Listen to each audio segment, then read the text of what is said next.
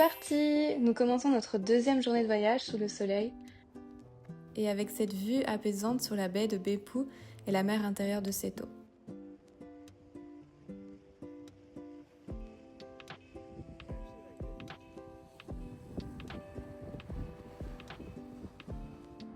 Ce matin, on prend le bus pour la ville de Yufuin, à 1 heure de Beppu environ, mais d'abord nous partons à la recherche de notre petit déjeuner, ce qui nous donne l'occasion de visiter Beppu de jour, sans la brume et la pluie de la veille, et on retrouve le Onsen Takegawara dont je vous parlais hier, mais cette fois-ci de jour donc, et je trouve le bâtiment encore plus joli à observer.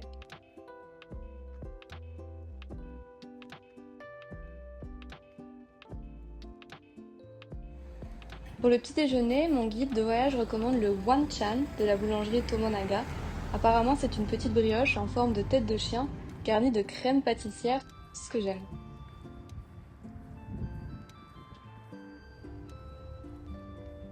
Sur la route pour la boulangerie, on rencontre quelques amis félins.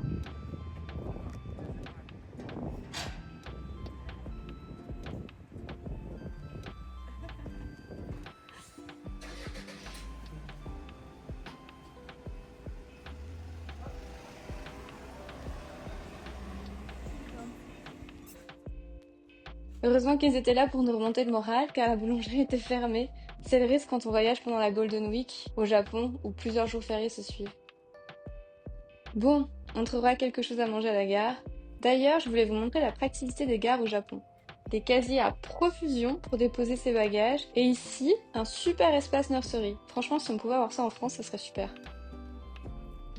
Yufuin, nous voilà!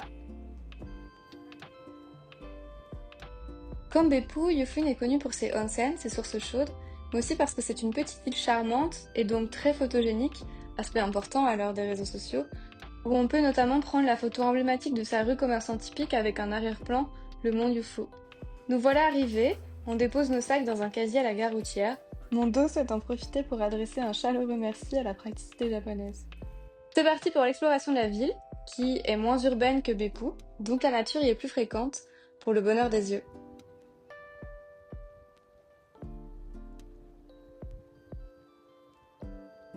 Très rapidement, on se rend compte que beaucoup de monde a eu la même idée que nous de venir visiter la ville aujourd'hui. Le surtourisme, c'est aussi un autre risque de voyager pendant la Golden Week, qui est l'une des plus importantes périodes de vacances de l'année au Japon. Bon, on va faire les touristes comme les autres et suivre les recommandations de mon guide de voyage. D'abord, une petite douceur, le cheesecake de la boutique Milch.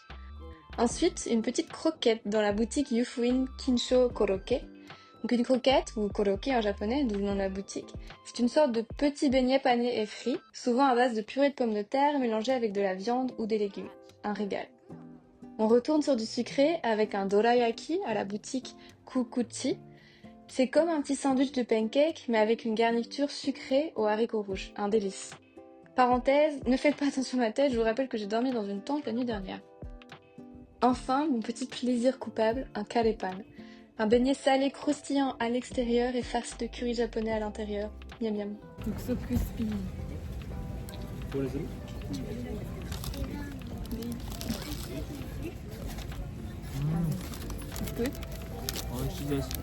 Je réalise que dans les recommandations de mon guide, tout ce qui m'intéresse c'est la nourriture en fait. Bon, je vais quand même essayer de vous montrer autre chose que la nourriture et vous faire ressentir l'atmosphère bucolique de la ville malgré son agitation touristique.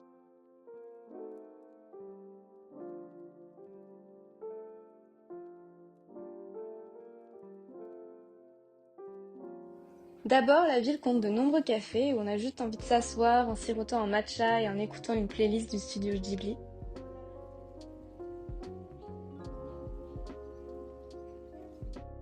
En dehors des rues principales, l'ambiance est tout de suite plus calme et on retrouve le charme de la ville.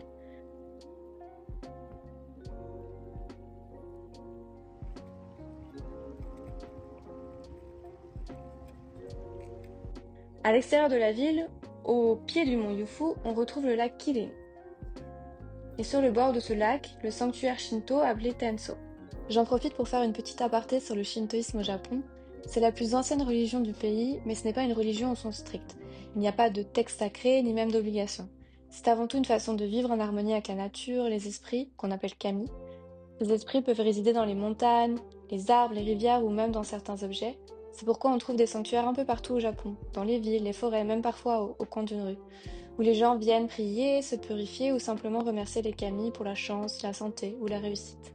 À présent, il est temps de prendre le bus pour notre prochaine destination.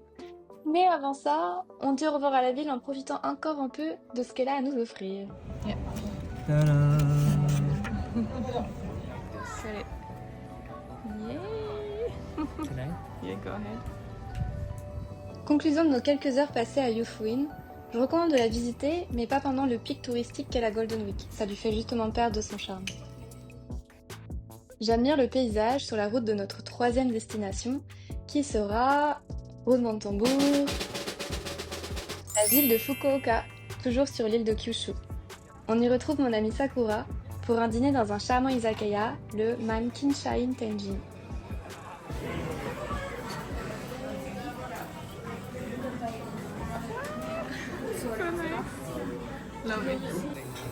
Décidément, le personnage principal de cette journée aura été la nourriture. J'espère que je ne vous ai pas trop fait saliver, parce que moi si. Tiens.